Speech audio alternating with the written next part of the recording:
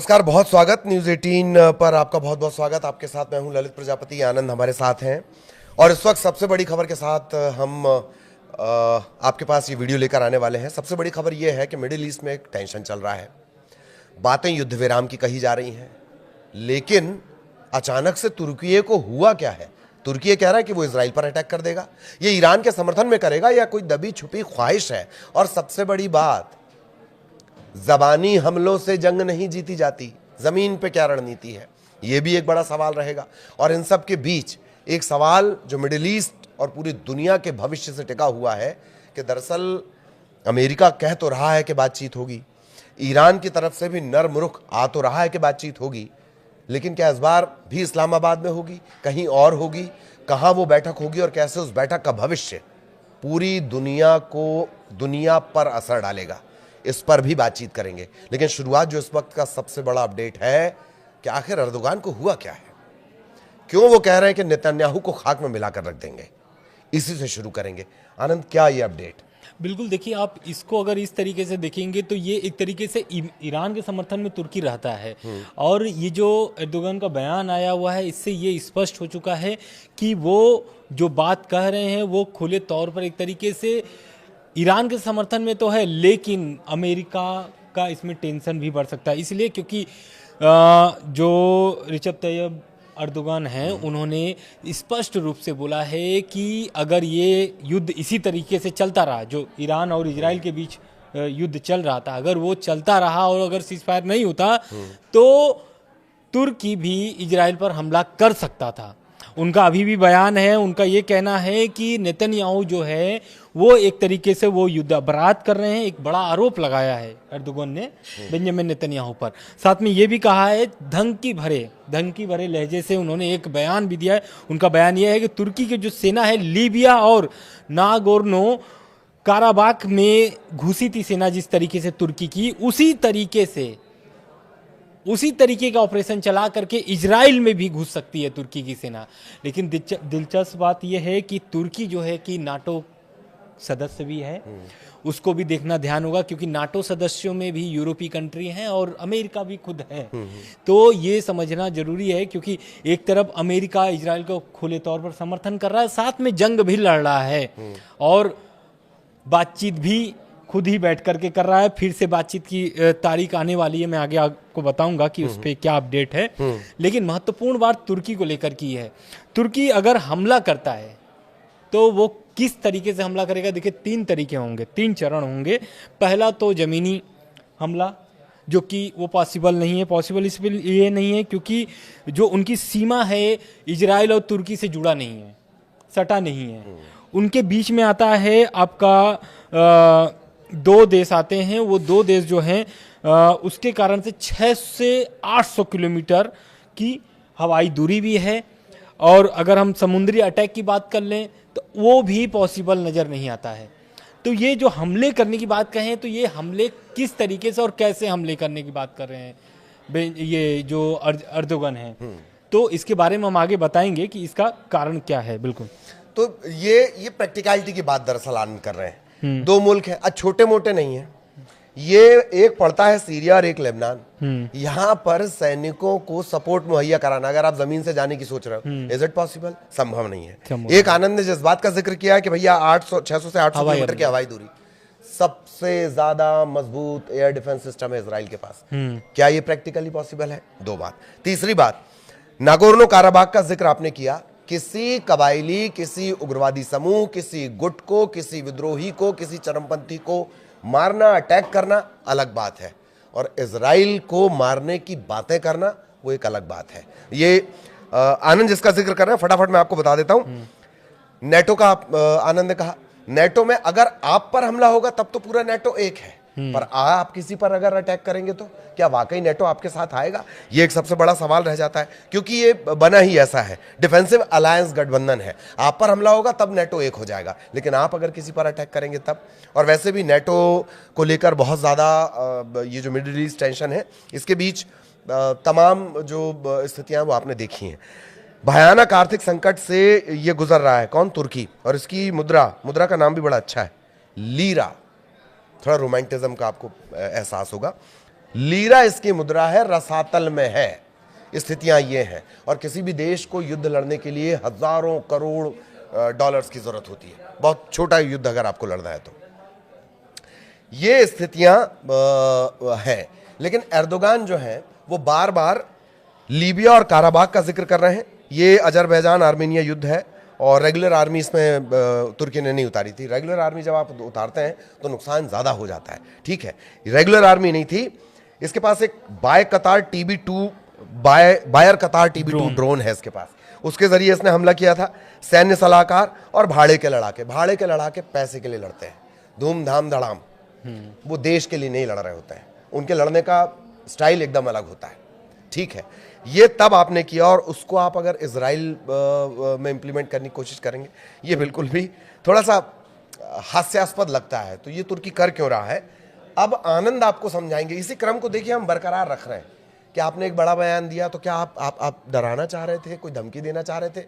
और जो बातें आप कह रहे हो कि हमला कर देंगे, हमने तो तीनों जगह से बता दिया, हवाई हमला, जमीनी हमला, समुद्री हमला। अब इसके अलावा कोई नई टेक्नोलॉजी आपके पास आ गई, जादू मंतर जन्न वाली, उसके बारे में हमें नहीं पता। लेकिन दरअसल ये कहा क्यों जा रहा है, क्या है इसके पीछे, ये आनंद डिकोड। बिल्कुल, देखिए दरअसल हुआ क्या है कि एर्दोगन बयान इस तरीके से दिए हैं क्योंकि उनको भी पता है कि इजराइल पर हमला करना इतना पॉसिबल तुर्की के लिए नहीं है।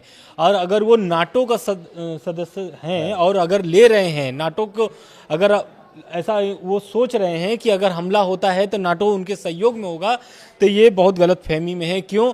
क्योंकि देखिए आर्टिकल 5 क्या कहता है, जो नाटो के आर्टिकल 5 है वो ये कहता है कि अगर किसी सदस्य देश पर कोई हमला करता है तो पूरा नाटो उसकी मदद करेगा। लेकिन अगर तुर्की खुद आगे बढ़कर इजराइल पर हमला करता है तो नाटो तुर्की का साथ नहीं देगा, उल्टा अमेरिका और यूरोपीय देश तुर्की पर इतने भयानक प्रतिबंध लगा देंगे कि देश बर्बाद हो जाएगा।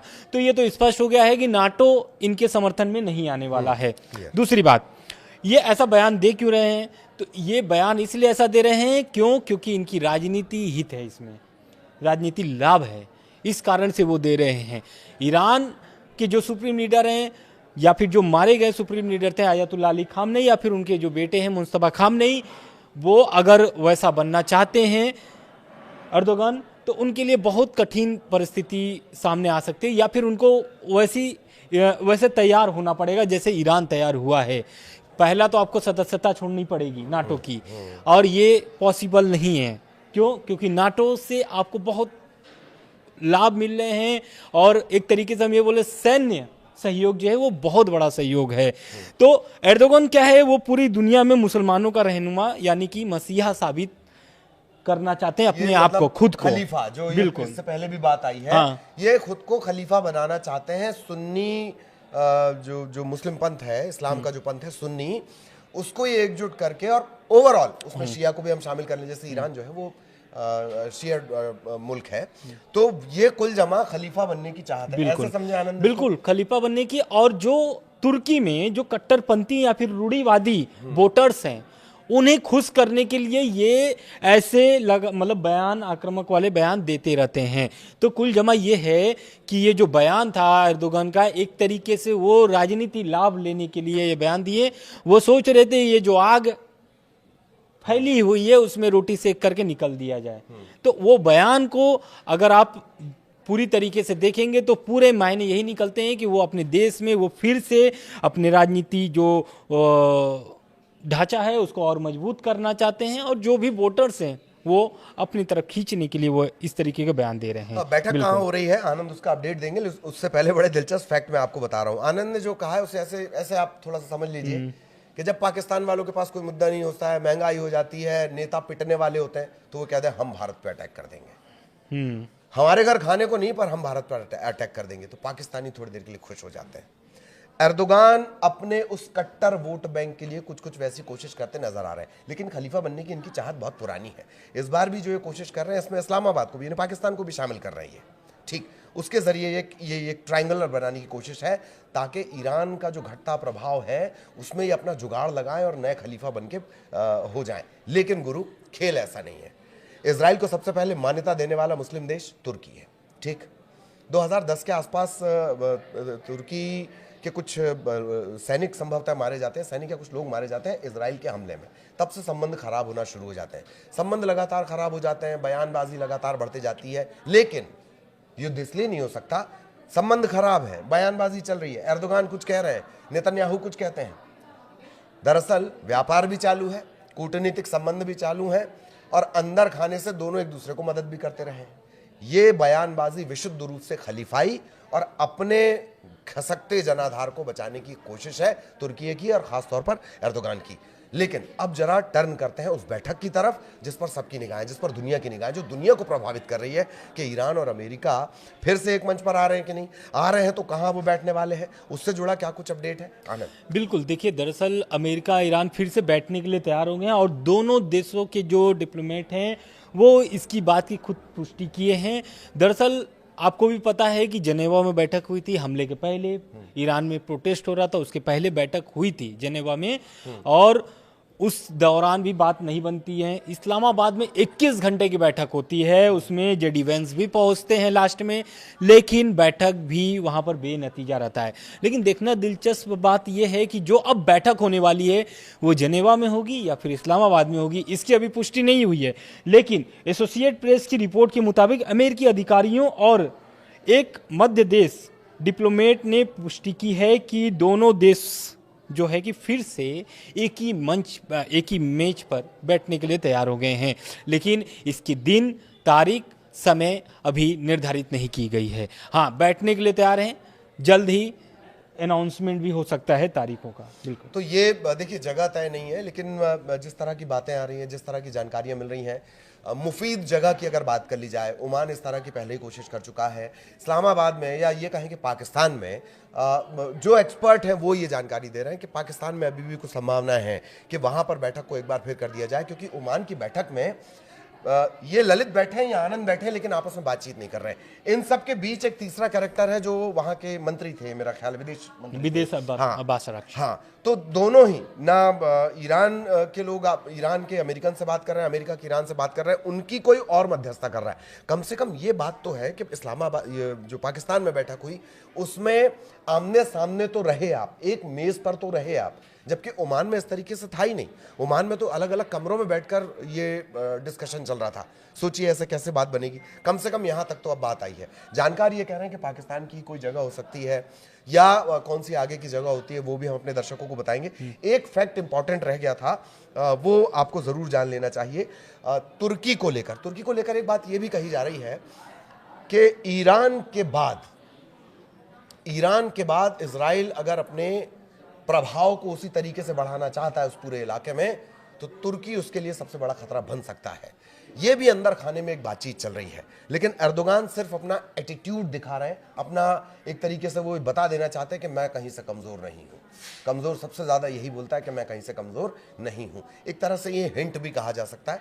और जैसे आनंद ने डिकोड किया कि अंदर खाने की राजनीति है, उसके लिए बयान दिया जा रहा है। और ये बैठक में एक और जोड़ देते हैं, खबर अपडेट आई है कि रूस के बाद चीन ने भी, यानी शी जिनपिंग ने भी 4 पॉइंटर के प्रस्ताव रखे हैं सीज फायर को लेकर के, यानी कि युद्ध खत्म करने के लिए डील को लेकर के। जो अमेरिका ईरान की जो बैठक होने वाली है तो उसकी मध्यस्थता करने के लिए अब चीन भी आगे आ गया है। चीन ने प्रस्ताव रख दिया है कि हम बातचीत करवाने के लिए तैयार हैं, आप लोग झगड़ा अपना खत्म कर लीजिए। बिल्कुल, तो एक तरह से दो बड़ी सुपर पावर हो गई। कल हमने आपको बताया था कि रूस की, हाँ, रशिया ने कहा है कि आप हमरा जो आपका एनरिच यूरेनियम है वो हम रखने को तैयार हैं। चाइना ने कड़ा रुख दिखाया और आज चाइना ने बात कहा।